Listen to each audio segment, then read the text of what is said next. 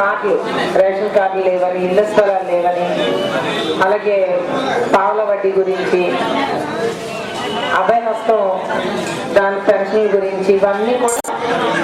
Maximum వచ్చే నెల 2 నెలల్లో మీకు ఇవన్నీ కూడా ప్రాబ్లమ్ సాల్వ్ అయిపోతాయి.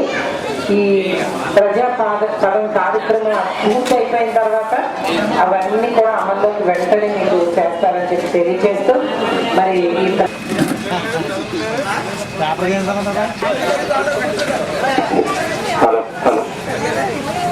అక్కడ